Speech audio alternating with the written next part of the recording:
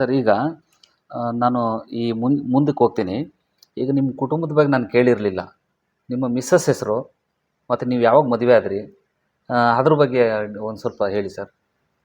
ನಾನು ಮದುವೆ ಆಗಿದ್ದಂತಂದರೆ ನನಗೆ ಕೆಲಸ ಟೆಂಪ್ರವರಿ ಕೆಲಸ ಸಿಕ್ಕಿತ್ತು. ಹ್ಮ್. ಯಾಕಂದ್ರೆ ನಂದು ಇತ್ತು, ನನಗೆ ಒಬ್ರು ಯಾರೋ ಸಪೋರ್ಟ್ ಬೇಕಂತಂದು ನಮಗೆ ಬೇಕಂತಂದು ನಮಗೆ ಲೈಫ್ ಪಾರ್ಟ್ನರ್ ಒಬ್ಬರು ಒಳ್ಳೆಯವರು ಬೇಕು, ನಮಗೆ ಹೊಂದಿಕೊಂಡಿರೋರೇ ಬೇಕನ್ನೋದು ನನಗೆ ಒಂದು ಆಸೆ ಇತ್ತು. ಹ್ಮ್. ಯಾಕಂದ್ರೆ ಅವರು ನಮ್ಮ ಪಕ್ಕದ ಊರಿನವರೇ. ಹ್ಮ್. ಅವರು ಬೆಂಗಳೂರಲ್ಲಿ, ನಮ್ಮ ಮಾವರೆಲ್ಲ ಬೆಂಗಳೂರಲ್ಲಿ ಇದ್ದರು. ಅವರು ವೆಲ್ ಎಸ್ಟಾಬ್ಲಿಷ್ಡ್ ಚೆನ್ನಾಗಿದ್ದರು. ಹ್ಮ್. ಸೊ ಅವರ ಒಂದು ಸಪೋರ್ಟ್, ಇನಿಷಿಯಲ್ ಸಪೋರ್ಟ್ ಚೆನ್ನಾಗಿ ಸಿಕ್ತು. ಹ್ಮ್. ಅವರು ನಮ್ಮ ಮಿಸ್ಸಸ್ ಯಾಕಂದ್ರೆ ಅವರು ಎಲ್ಲ ಕಂಡೀಷನಲ್ಲಿ ಬೆಳೆದು ಬಂದಿರತಕ್ಕಂತಾಗಿರೋದ್ರಿಂದ, ಅವರು ಸ್ವಭಾವವಾಗಿರೋದ್ರಿಂದ ನಮ್ಮ ಹಳ್ಳಿ ವಾತಾವರಣಕ್ಕೂ ಎಲ್ಲದಕ್ಕೂ ಹೊಂದಿಕೊಂಡು ಅವರು ನಮಗೆ ಸಪೋರ್ಟ್ ಮಾಡಿದರು. ಅವರ ಒಂದು ಸಪೋರ್ಟ್ನಿಂದ ಅವರು ಬೇಗ ಬೇಗ PhD ಮಾಡೋಕ್ಕೆ ಇದಕ್ಕೆಲ್ಲ ಅನುಕೂಲ ಆಯಿತು. ಮತ್ತು ಬೇರೆ ಬೇರೆ ಉನ್ನತ ಹುದ್ದೆಗಳಿಗೆ ಹೋಗ್ಬೇಕಂದ್ರೆ ಅವರು ನನಗೆ ಸಹಕಾರ ಅತ್ಯಂತ ಎಲ್ಲರಿಗಂತ. ನೆಕ್ಸ್ಟ್ ಮದುವೆ ಆದಮೇಲೆ ಅವ್ರ ಸಹಕಾರ ಸ್ಟಾರ್ಟ್ ಆಯಿತು. ಅವ್ರ ಸಹಕಾರದ ಮೇಲೆ ನನಗೆ ಕುಲಪತಿ ಆಗ್ತಾರಂತ ನನಗೂ ನಂಬಿಕೆಯನ್ನು ಕನಸಲ್ಲಿ ನಂಬಿಕೊಂಡಿದ್ದಿಲ್ಲ, ಯಾವುದ್ರಲ್ಲಿ ನಂಬಿಕೆ ಏನು, ಒಟ್ಟು ಪ್ರೊಫೆಸರ್ ಆಗ್ಬೇಕಂತ ಪ್ರೊಫೆಸರ್ ಆಯಿತು. ಪ್ರೊಫೆಸರ್ ಆದಮೇಲೆ ನೆಕ್ಸ್ಟ್ ನನಗೆ ಒಳ್ಳೆ ಕೆಲಸ ಮಾಡ್ತಾರಂತ ಐಡೆಂಟಿಫೈ ಆದ ತಕ್ಷಣ ಬ್ರಹ್ಮಾವರದಲ್ಲಿ ನೀವು ಡೀನ್ ಕೊಡ್ತೀವಿ ಬರ್ರಿ, ಮೂಡಿಗೆರೆ ಡೀನ್ ಕೊಡ್ತೀವಿ ಅಂತ 2 ಸಲ ಕೇಳಿದ್ರು. ಅದ್ರ ಬಗ್ಗೆ ಕೇಳ್ತೀನಿ. ಮೇಡಮ್ ಹೆಸರು ಹೇಳಿ ಸರ್. ಮೇಡಮ್ ಹೆಸರು ಹೇಳೋದು ಮರ್ತು ಬಿಟ್ಟೆ ನಾನು. ಸೊ ಮೇಡಮ್ ಹೆಸರು ಸುವರ್ಣ ಅಂತಂದು. ಎಲ್ಲಿ ಸರ್? ನಿಮ್ಮ ಊರ ಪಕ್ಕದಲ್ಲೇ? ನಮ್ಮೂರು ಪಕ್ಕದಲ್ಲೇ. ಅವ್ರಿಗೂ ನಮ್ಮೂರಿಗೆ ಭಾಳ ಅಂತಂದ್ರೆ ಒಂದು 5-10 ಕಿಲೋಮೀಟರ್ ಅಷ್ಟೇ ಡಿಫರೆನ್ಸ್. Okay sir. ಅವರು ಆ ಫ್ಯಾಮಿಲಿ ಎಲ್ಲ ನೋನ್ ಫ್ಯಾಮಿಲಿ ಆಗಿರೋದು ನಮಗೆ ಅಂತ ನಾವೇನು ಇದು ಮಾಡಕ್ಕೆ ಹೋಗಲಿಲ್ಲ. ಸರ್ ಈಗ ನಿಮ್ಮ ಮಗ ಹೇಳಿದ್ರಿ, ಮಗಳು ಹೇಳಿದ್ರಿ.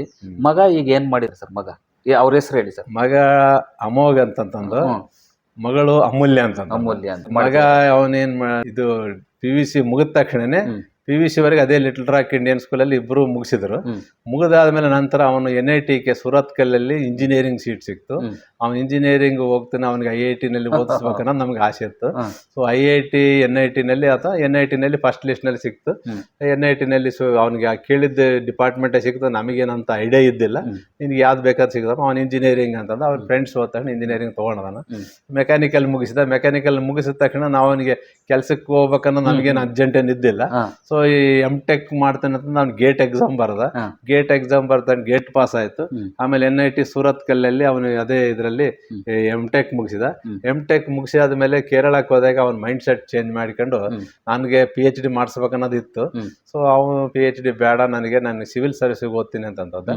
ಸಿವಿಲ್ ಸರ್ವಿಸಿಗೆ ಓದಿದ. ಒಂದು ಮಾಜಿರಾಮ್ ಇದರಲ್ಲಿ ಹೋಗಿ ಅಲ್ಲೆಲ್ಲ ಟ್ರೈನಿಂಗ್ ತಗೊಂಡು ಬಂದು ನಂತರದ ದಿನಗಳಲ್ಲಿ ಮೇನ್ಸ್ವರೆಗೂ ಎಕ್ಸಾಮ್ಗೆ ಹೋದ. ಮೇನ್ಸ್ ಆದ್ಮೇಲೆ ಆಗಲಿಲ್ಲ. ಸೊ ಈಗ ನಾವು ಇನ್ನ ಕಾಂಪಿಟೇಟಿವ್ ಎಕ್ಸಾಮ್ನಲ್ಲಿ ಟ್ರೈ ಮಾಡ್ತಾ ಇದ್ದಾನೆ. KS ಬರಿತಾ ಇದ್ದಾನೆ. ಈಗ ಮಗಳು ಸರ್? ಮಗಳು ಅಂತಂದ್ರೆ ಮಗಳಿಗೆ ನಾನು ಒಂದೇ ಅವ್ರಿಗೆ ಏನಪ್ಪಾ ಅಂದ್ರೆ, ಇಬ್ರು ನಮ್ ಡಿಗ್ರಿ ಓದ್ರಿ ಅಂತಂದ್ರೆ ಓದ್ಲಿಲ್ಲ, ಬೇಡ ಅನ್ನಂತಂದ್ರು. ಆಯ್ತು ಅಂತಂದ್ರೆ ನಾನು ಅವರು ಮಗಳು ಒಂದೇ ಆಟ ಹಿಡಿದು ನಾನು ಮೆಡಿಕಲ್ ಮಾಡ್ತೀನಿ ಅಂತಂದು. ಮೆಡಿಕಲ್ ಆಯ್ತು, ಈ ರ್ಯಾಂಕ್ ನಲ್ಲಿ ಬಂದ್ರೆ ಮಾತ್ರ ನೀನು ಮೆಡಿಕಲ್ ತಗೊಂತೆ ಕೊಡ್ತೀನಿ, ಇಲ್ಲಾಂದ್ರೆ ಇಲ್ಲ ಅಂತಂದ್ರೆ ಅಗ್ರಿಕಲ್ಚರ್ ಸೇರಿಸ್ತೀನಿ ಅಂತಂದು ಹೇಳಿದ್ದೆ. ಸೊ ಅವ್ರು ಏನಂತಂದ್ರೆ ಅವ್ರಿಗೆ ಬೇಕಾಗಿದ್ದಂಗೆ ಅವ್ರು ರ್ಯಾಂಕ್ ತೆಗೆದ್ರು. ಅವರಿಗೆ ಫಸ್ಟ್ ಲಿಸ್ಟ್ನಲ್ಲಿ ಅವರಿಗೆ ಬೆಂಗಳೂರು ಮೆಡಿಕಲ್ ಕಾಲೇಜ್ನಲ್ಲಿ ಸೀಟ್ ಸಿಕ್ತು. ಬೆಂಗಳೂರು ಮೆಡಿಕಲ್ ಕಾಲೇಜ್ ಮುಗಿದ ತಕ್ಷಣ ಅವರಿಗೆ ಸ್ವಲ್ಪ ದಿನ ಜಾಬ್ ಮಾಡಿದ್ರು. ಸೊ ಜಾಬ್ ಮಾಡಿ ಸರ್ವಿಸ್ ಮಾಡಿ ಶಿವಮೊಗ್ಗದಲ್ಲಿ ಹಾಸ್ಪಿಟ್ಲಲ್ಲಿ ಇದು ಮಾಡಿ ಸರ್ವಿಸ್ ಮಾಡಿ ನಂತರ ಅವರು MScಗೆ ಮೈಸೂರು ಮೆಡಿಕಲ್ ಕಾಲೇಜ್ನಲ್ಲಿ ಸೇರಿದ್ರು. ಮೈಸೂರು ಮೆಡಿಕಲ್ ಕಾಲೇಜ್ನಲ್ಲಿ ಸೇರಿದ ತಕ್ಷಣ MSc ಆಪ್ಥಾಮಲಾಜಿ ಕಣ್ಣಿನ ಒಂದು ಇದರಲ್ಲಿ ಇದು ಮುಗಿಸಿಬಿಟ್ಟು ಈಗ ಅವರು ಜಾಬ್ಗೆ ಮಾಡ್ತಾ ಇದ್ದಾರೆ. ಸರ್ ಈಗ ನಿಮ್ಮ ವಿಷಯಕ್ಕೆ ಬರೋಣ. ಈಗ 13 ವರ್ಷಗಳ ಕಾಲ ನೀವು ಬ್ರಹ್ಮಾವರದಲ್ಲಿ ಅಸಿಸ್ಟೆಂಟ್ ಪ್ರೊಫೆಸರ್ ಆಗೂ ಕೆಲಸ ಮಾಡಿರಿ, ಅಸೋಸಿಯೇಟ್ ಪ್ರೊಫೆಸರ್ ಕೂಡ ಆದ್ರಿ. ನಾನು ಕೇಳ್ಪಟ್ಟಂಗೆ ನೀವು ಸಹ ಸಂಶೋಧನಾ ನಿರ್ದೇಶಕರು, ವಲಯ ಕೃಷಿ ಮತ್ತು ತೋಟಗಾರಿಕಾ ಸಂಶೋಧನಾ ಕೇಂದ್ರ ಬ್ರಹ್ಮಾವರ, ಉಡುಪಿ ಡಿಸ್ಟಿಕಲ್ಲಿ ಕೆಲಸ ಮಾಡಿದ್ರಿ ಸರ್, ಹೌದಲ್ವ ಸರ್? ಅಲ್ಲಿ ಕೆಲಸ ಮಾಡಿರಿ. ಒಂದಷ್ಟು ರೈತರ ಒಂದು ಸಂಪರ್ಕ ಆಯಿತು. ಅಲ್ಲಿರುವಂಥ ತಾಂತ್ರಿಕತೆ ಬಗ್ಗೆ ಎಲ್ಲ ನೀವು ಅವಕಾಶ ಮಾಡಿಕೊಟ್ರಿ. ನಿಮ್ಮ ಒಡನಾಟ ಸ್ಟಾರ್ಟ್ ಆಗಿದ್ದು ಅಲ್ಲಿಂದ ನೀವು ಟ್ರಾನ್ಸ್ಫರ್ ಆಗಿ ರೆಗ್ಯುಲರ್ ಪೋಸ್ಟಿಗೆ ತೋಟಗಾರಿಕಾ ಕಾಲೇಜಿನ ಮೂಡಿಗೆರೆಯಲ್ಲಿ ಡೀನ್ ಆಗಿ ಬಂದ್ರಿ ಸರ್. ಆವಾಗ ನಿಮಗೂ ನಮಗೂ ಕಾಂಟ್ಯಾಕ್ಟಲ್ಲಿ ಆಯಿತು. ನೀವು ಕೂಡ ಅಲ್ಲಿಗೆ ಬಂದು 3 ವರ್ಷಗಳ ಕಾಲ ಯಶಸ್ವಿಯಾಗಿ ನೀವು ಡೀನಾಗಿ ಅಲ್ಲಿ ಕೆಲಸ ಮಾಡಿದ್ರಿ. ಆ ಮೂಡಿಗೆರೆ ವಾತಾವರಣ ಅಲ್ಲಿದ ಬಗ್ಗೆ ನಿಮ್ಮ ಒಂದು ಅನಿಸಿಕೆ ಏನು ಹೇಳಿ ಸರ್? ಈಗ ನನಗೆ ಏನಪ್ಪ ಅಂತಂದರೆ, ಮೂಡಿಗೆರೆ ಕಾಲೇಜ್ಗೆ 2 ಸರಿ ಆಫರ್ ಬಂತು. ಓಕೆ. ಒಂದು 2014ರಲ್ಲಿ ಒಂದು ಸರ್ತಿ. 14ರಲ್ಲಿ ಅವಾಗ ಕಾಲೇಜ್ಗೆ ಸ್ವಲ್ಪ ಇದ್ದರು. ನನಗೆ ಈ ವಾಸುದೇವಪ್ಪ VC ಆದ ತಕ್ಷಣ ಬಂದ ತಕ್ಷಣ ಅವರಿಗೆ ನಮಗೆಲ್ಲ BCಗಳು ನನ್ನ ಬಗ್ಗೆ ಒಳ್ಳೆ ಅಭಿಮಾನ ಇತ್ತು, ಅಭಿಪ್ರಾಯ ಇತ್ತು. ಸೊ ಹಾಗಾಗಿ ಅವ್ರು ಏನಿದೆ ಒಳ್ಳೆ ಚೆನ್ನಾಗಿ ಮಾಡ್ತಾರೆ ಬ್ರಹ್ಮವರದಲ್ಲಿ ಕೆಲಸ ಅವರಂತ. ನನ್ನ ಉದ್ದೇಶ ಏನಪ್ಪ ಅಂದರೆ ಮಕ್ಕಳ ಎಜುಕೇಷನ್ ಸಲುವಾಗಿ ನಾನು ಅಲ್ಲಿರ್ಬೇಕಂದ್ರೆ ನಾನು ಚೆನ್ನಾಗಿ ಮಾಡಬೇಕು, ನಂದು ಬೇಡಿಕೆ ಇತ್ತು. ಸೊ ಹಂಗೆ ಇದ್ದು ನಾನು ಆಮೇಲೆ ಅವಾಗ ಇಲ್ಲ ಸರ್ ನಾನು ಬರೋಕ್ಕಾಗಲ್ಲ ಅಂತಂದಾಗ ಅವ್ರ ಪಾಪ ನಾನು ಬಿಟ್ಬಿಟ್ರು. ಆಮೇಲೆ ಇನ್ನೊಂದು ಸರ್ತಿ 2015, 2016 ಮತ್ತೊಂದು ಸರಿ ಕೇಳಿದ್ರು, ಇಲ್ಲ ಸರ್ ಬರೋಕ್ಕಾಗಲ್ಲ ಸರ್, ಮತ್ತೆ ನನ್ನ ಮಗಳು ಸೆಕೆಂಡ್ PUC ಇದ್ದಾಳೆ ಒಂದು ಸ್ವಲ್ಪ ಅಂತಂದೆ. ಸೊ ಆಯ್ತು ಬಿಡಿ ಅಂತಂದು ಬಿಟ್ರು. ತಿರ್ಗಿ ಮತ್ತೊಂದು ಸರಿ ಕೇಳಿದಾಗ ಅವ್ರದ್ದು ಆಲ್ಮೋಸ್ಟ್ ಈ ಟರ್ಮ್ ಮುಗಿತು, ಬೇರೆ ಕಡೆ ಹೋಗ್ತಾರೋ, ಮಿಂಡಿಗೆರೆಲ್ಲ ಸ್ವಲ್ಪ ಸಮಸ್ಯೆಗಳು ಇತ್ತು. ಆ ಒಂದು ಸಮಯದಲ್ಲಿ ಮತ್ತೆ ರೆಗ್ಯುಲರ್ ಸೆಲೆಕ್ಷನ್ ಮಾಡ್ತೀವಿ ಬರ್ತೀರಿ ಅಂತಂದ್ರೆ ಆಯ್ತು ಸರ್ ರೆಗ್ಯುಲರ್, ಯಾಕಂದ್ರೆ 2ನೇ ಸರ್ತಿ ನಾನು 2 ಸರ್ತಿ ಇದು ಮಾಡಿದ್ರೆ ಆಗಾಗಲ್ಲ, 3ನೇ ಸರ್ತಿ ನಾನು ರೆಗ್ಯುಲರ್ ಆದ್ರೆ ಬರ್ತೀನಿ ಸರ್ ಅಂತಂದು ಹೇಳಿದೆ. ಆಯ್ತು ಅಂತಂದು ನಾನು ಇಂಟರ್ವ್ಯೂ ಮಾಡಿದ್ರು. ಆ ಇಂಟರ್ವ್ಯೂನಲ್ಲಿ ಆಲ್ಮೋಸ್ಟ್ ನನ್ನ ಜೊತೆಗೆ ನಮ್ಮ ಟೀಚರ್ಸೇ 3 ಜನ ಬಂದರು. ಸೊ ಇದರಿಂದ ನನ್ನೇ ಸೆಲೆಕ್ಟ್ ಮಾಡಿದ್ರು. ಯಾಕಂದ್ರೆ ನಾನು ಅವ್ರ ಮೇಲೆ ಅವ್ರ ನಂಬಿಕೆ ಇಟ್ಟ ತಗೋಣ ನನಗೂ ಆ ವಾತಾವರಣದಲ್ಲಿ, ಯಾಕಂದ್ರೆ ನಾನು ಕರಾವಳಿ ಮತ್ತು ಮೈದಾನ ಪ್ರದೇಶಗಳು ನೋಡಿದ್ರೆ ಬಹಳ ಸಂತೋಷ ಆಗುತ್ತೆ ನನಗೆ. ಆ ಒಂದು ಇದರಲ್ಲಿ ಆ ವಾತಾವರಣದಲ್ಲಿ ಕೆಲಸ ಮಾಡ್ಬೇಕಂತ ಒಂದು ಇಂಟ್ರೆಸ್ಟ್ ಇತ್ತು ನನಗೂ. ಸೊ ಅದು ಒಂದು ಡೀನ್ ಪೋಸ್ಟ್ ಅಂದ್ರೆ ಒಂದು ಗೌರವ ಇರ್ತಕ್ಕಂಥ ಪೋಸ್ಟ್. ನನ್ನ ಜೀವನದಲ್ಲಿ ನನಗೆ ತೃಪ್ತಿ ತಂದಿರ್ತಕ್ಕಂಥ ಪೋಸ್ಟ್ ಅಂದ್ರೆ ಡೀನ್ ಮೂಡಿಗೆರೆ ಪೋಸ್ಟ್ ಮಾತ್ರ ನನಗೆ ಬಹಳ ಅತ್ಯಂತ ತೃಪ್ತಿ ತಂದಿರೋದು. ಯಾಕಂದ್ರೆ ಅಷ್ಟೊಂದು ನನಗೆ ಸಂತೋಷ. ಯಾಕಂದ್ರೆ ವಿದ್ಯಾರ್ಥಿಗಳ ಜೊತೆಗೆ ಒಡನಾಟ, ತಂದೆ ತಾಯಿಗಳ ಜೊತೆಗೆ ಒಡನಾಟ, ಪೇರೆಂಟ್ಸ್ ಜೊತೆಗೆ ಒಡನಾಟ, ಟೀಚರ್ಸ್ ಜೊತೆಗೆ ಒಡನಾಟ, ಇದೊಂದು ಚೆನ್ನಾಗಿತ್ತು. ನಾನು ಯಾವಾಗಲೂ ಅಲ್ಲೇ 24 ಗಂಟೆ ಅಲ್ಲೇ ನಾನು ಕ್ಯಾಂಪಸ್ ಅಲ್ಲಿ ಇದ್ಕೊಂಡು ಚೆನ್ನಾಗಿತ್ತು. ನಿಮ್ಮಂತ ಅವರು ಎಲ್ಲ ನಮಗೆ ಸಹಕಾರ ಕೊಟ್ಟದ್ದು ಎಲ್ಲ ನಾನು ಒಬ್ಬರನ್ನ ಜೊತೆಗೆ ತಗೊಂಡು ಒಂದು ನನಗೆ ಬಹಳ ಸಂತೋಷದಾಗಂತ 3 ವರ್ಷ ಅಷ್ಟೇ ಇದ್ದದ್ದು, ಒಂದು ದಿನ ಜಾಸ್ತಿ ಆಗ್ಲಿಲ್ಲ. ಯಾಕಂದ್ರೆ ನನಗೆ ಇನ್ನೊಂದು ಹುದ್ದೆ ಮಾಡ್ಬೇಕಂತ ಆಸೆ ಇತ್ತು. ಯಾಕಂದ್ರೆ ಸುಮಾರು ವರ್ಷಗಳ ಕಾಲ ಸಹ ಸಂಶೋಧನೆ ನಿರ್ದೇಶಕರು ಮಾಡಿದ್ರಿಂದ ಕರಾವಳಿ ಭಾಗ ಮತ್ತು ಮಲೆನಾಡು ಭಾಗದ ರೈತರುಗಳಿಗೆ ನಾನು ಸ್ವಲ್ಪ ಜಾಸ್ತಿ ಇದ್ದೆ. ಅದರಲ್ಲಿ ಹೆಚ್ಚಾಗಿ ಕ್ಯಾಶು ಅಂದ್ರೆ ಅದೇ ಗೇರಿನ ಅಭಿವೃದ್ಧಿ ನಿಗಮದಿಂದ ನಮ್ಮ ಮಿತ್ರರಾಗಿರ್ತಕ್ಕಂಥ ವೆಂಕಟೇಶ್ ಹುಬ್ಬಳ್ಳಿ ಅವರು ಇರ್ತಿದ್ರು.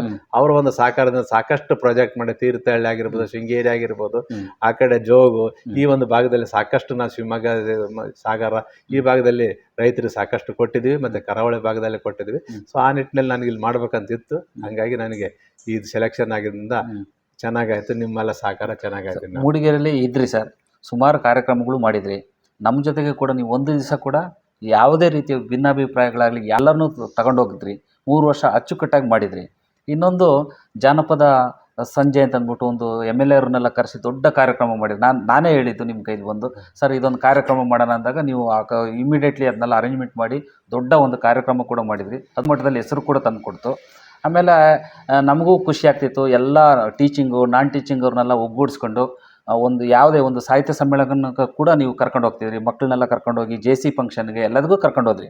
ಮತ್ತು ಅದೇ ರೀತಿ ಅಲ್ಲಿ ಚೆನ್ನಾಗೂ ಇತ್ತು. ಅಲ್ಲಿಂದ ನೀವು ಆ ಪೋಸ್ಟನ್ನು ಮುಗಿಸಿ ಶಿವಮೊಗ್ಗಕ್ಕೆ ಹೋದ್ರಿ. ಅಲ್ಲಿ ಸಂಶೋಧನಾ ನಿರ್ದೇಶಕರಾಗಿ ನಿಮಗೆ ಪೋಸ್ಟು ಬಡ್ತಿಯನ್ನು ಕೊಡ್ತಾರೆ. ಅಲ್ಲಿ ಒಂದಷ್ಟು ಅದ್ರ ಬಗ್ಗೆ ಒಂದು ಮೇಲ್ಕಾಗ್ತಿರೋ ಸರ್. ನವಿಲೆ ಕ್ಯಾಂಪಸ್ಸಲ್ಲಿ ಇದ್ರಿ ಒಂದು ಸ್ವಲ್ಪ ದಿವಸ. ಈಗ ನನಗೆ ಯಾಕಂದ್ರೆ ಮೂಡಿಗೆರೆ ಕ್ಯಾಂಪಸ್ ಏನು ಚೆನ್ನಾಗಿ ಇತ್ತು, ಆದರೆ ನನಗೆ ಒಂದು ಸಂಶೋಧನಾ ನಿರ್ದೇಶಕರಾಗಿ ಒಂದು ಸ್ವಲ್ಪ ದಿನ ಕೆಲಸ ಮಾಡ್ಬೇಕಂತ ಒಂದು ಬಹಳ ಆಸೆ ಇತ್ತು. ಅದಾದ್ಮೇಲೆ ಏನಾಗುತ್ತೆ, ಅದೇನು ಕೋಯಿನ್ಸೈಡ್ ಏನಾದ್ರು 30ನೇ ತಾರೀಕಿಗೆ ನನಗೆ ಇಲ್ಲಿ ನಮ್ದು ಟರ್ಮ್ ಮುಗೀತು 27, 28ಕ್ಕೆ 29ಕ್ಕೆ 30ನೇ ತಾರೀಕಲ್ಲಿ ಖಾಲಿ ಆಯಿತು. 30ನೇ ತಾರೀಕಿಗೆ ನನಗೆ ಕೇಳ್ಕೊಂಡು, ಅದು ನಾನು ಇಲ್ಲಿವರೆಗೆ ನಾನು ಯಾರು ಕೇಳಿದವರಲ್ಲ, ಅವರಾಗಿ ಅವ್ರು ಕರೆದು ಕೊಡ್ತಿದ್ರು ನನಗೆಲ್ಲ. ಸೊ ಆ ರೀತಿ ಕೇಳ್ಕೊಂಡಾಗ ನನಗೆ ಅದಕ್ಕಿಂತ ಮುಂಚೆ ಕೇಳಿದ್ರು, ಇಲ್ಲ ನೀನು 3 ವರ್ಷ ಮುಗಿಸ್ಕೊಂಡೇ ಬಾ ಅಂತ ತಕ್ಷಣ ಮುಗಿಸ್ಕೊಂಡು ನಾನು 3 ವರ್ಷ ಟರ್ಮ್ ಮುಗಿದ ತಕ್ಷಣ ನಾನು ಅಲ್ಲಿ ಹೋಗಿದ್ದೆ. ಅದು 1 ವರ್ಷ 1 ತಿಂಗಳೇನೋ ಮಾಡಿದೆ ಅಷ್ಟೇ. ಅದನ್ನು ನಮಗೆ ಡೈರೆಕ್ಟ್ ಸೆಲೆಕ್ಷನ್ಸ್ ನನಗೆ ಎಲ್ಲ ಪೋಸ್ಟ್ಗೆ. ಸರ್ ಈಗ ನೀವು ಅದು ನೋಟಿಫಿಕೇಶನ್ ಆಯಿತು, ನಾವು ಬೇರೆ ಬೇರೆ ಹುದ್ದೆಗಳಿಗೂ ನೀವು ನೇರ ನೇಮಕಾತಿಗೆ ಹಾಕ್ತೀರಿ ಸರ್. ಆ ಸಂದರ್ಭದಲ್ಲಿ ವೈಸ್ ಚಾನ್ಸಲರ್ ಬಿಟ್ಟರೆ ನೆಕ್ಸ್ಟ್ ಉನ್ನತ ಹುದ್ದೆ ಅಂತಂದರೆ ಡೈರೆಕ್ಟರ್ ಆಫ್ ಎಜುಕೇಷನ್, ಅಂದರೆ ಶಿಕ್ಷಣ ನಿರ್ದೇಶಕರು ಹುದ್ದೆಗೆ ನೀವು ಆಯ್ಕೆನೂ ಹಾಕ್ತೀರಿ, ನೇರ ನೇಮಕಾತಿನೂ ಕೂಡ ಹಾಕ್ತೀರಿ. ಅಲ್ಲಿ ಕೂರ್ತೀರಿ, 200 ಪೋಸ್ಟಲ್ಲಿ ಕೂರ್ತೀರಿ ಸರ್. ಅಲ್ಲಿ ಒಂದಷ್ಟು ಕೆಲಸ ಮಾಡ್ತೀರಿ. ಅಲ್ಲಿ ವೈಸ್ ಚಾನ್ಸಲರ್ ಇಲ್ದಾಗ ಇನ್ಚಾರ್ಜ್ ವೈಸ್ ಚಾನ್ಸಲರ್ ಕೂಡ ಕೆಲಸ ಮಾಡ್ತೀರಿ. ಆ ಅನುಭವದ ಬಗ್ಗೆ ಒಂದು ಹೇಳಿ ಸರ್. ಈಗ ಶಿಕ್ಷಣ ನಿರ್ದೇಶಕರಂದ್ರೆ ಅದು ಶಿಕ್ಷಣದ ಬಗ್ಗೆ ಹೇಳ್ಬೇಕಂದ್ರೆ ಎಲ್ಲ ಹುಡುಗರನ್ನ ಮತ್ತು ಟೀಚರ್ನ ಮ್ಯಾನೇಜ್ ಮಾಡಬೇಕು. ಶಿಕ್ಷಣ ನಿರ್ದೇಶಕರ ಬಗ್ಗೆ ಹೇಳ್ಬೇಕಂತಂದ್ರೆ ಇದು ಅತ್ಯಂತ ಉನ್ನತವಾಗಿರ್ತಕ್ಕಂಥ ವಿದ್ಯೆ. ನನಗೆ 2ಕ್ಕೆ ನಾನು ಇಂಟರ್ವ್ಯೂ ಕೊಟ್ಟೆ, ಶಿಕ್ಷಣ ನಿರ್ದೇಶಕರು ಮತ್ತು ಸಂಶೋಧನಾ ನಿರ್ದೇಶಕರು. ನನಗೆ ಯಾವ್ದಾದ್ರು ಕೊಡ್ಲಿ ಅಂತ 6ಕ್ಕೂ ನನಗೆ ಇಂಟರ್ವ್ಯೂ ಬಂದ್ರು 2ಕ್ಕೆ ಕೊಟ್ಟೆ.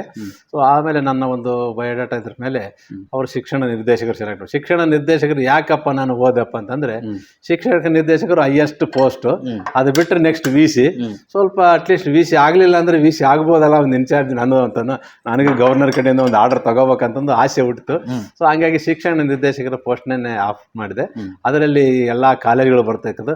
ಅದು ಪೊನ್ನಂಪೇಟೆ ಫಾರೆಸ್ಟ್ರಿ ಕಾಲೇಜ್ ಆಗಿರ್ಬೋದು, ಮೂಡಿಗೆರೆ ಕಾಲೇಜ್ ಆಗಿರ್ಬೋದು, ಮತ್ತು ಯಾಕಂದ್ರೆ ನಾನು ಇದ್ದು ಹೋಗಿರ್ತಕ್ಕಂಥ ಕಾಲೇಜ್ಗಳೇ. ಮತ್ತೆ ನಾನು ಇನ್ನೂ ಉನ್ನತ ಹುದ್ದೆಗೆ ಬಂದು ನೋಡ್ಬೇಕಂದ್ರೆ ಬಹಳ ಸಂತೋಷ ಆಯ್ತು. ಮೂಡಿಗೆರೆಯಲ್ಲಿ ಸಾಕಷ್ಟು ಮಾಡಿದ್ರಿಂದ ಮೂಡಿಗೆರೆನ ಇನ್ನೂ ಮರೆಯೋಕ್ಕೂ ಆಗೋದಿಲ್ಲ. ಅದೇ ರೀತಿ Hiriyur horticulture college, Shivamogga college, ಹೊಸದಾಗಿ ಒಂದು ಕ್ಯಾಂಪಸ್ ಆಯ್ತು, ಇರುವಕ್ಕಿ ಕ್ಯಾಂಪಸ್.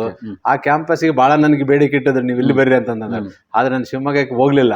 ಅದು ಇದು ಮೂಡಿಗೆರೆ ಬಂದು ಮೂಡಿಗೆರೆ ಮುಗಿಸಾದ್ಮೇಲೆ ಸಂಸದ ನಿರ್ದೇಶಕರು, ಸಂಸದ ನಿರ್ದೇಶಕನ ಆಮೇಲೆ ಶಿಕ್ಷಣ ನಿರ್ದೇಶಕರು ಬಹಳ ಅತ್ಯಂತ ಜವಾಬ್ದಾರಿಯುತ ಒಂದು ಹುದ್ದೆ.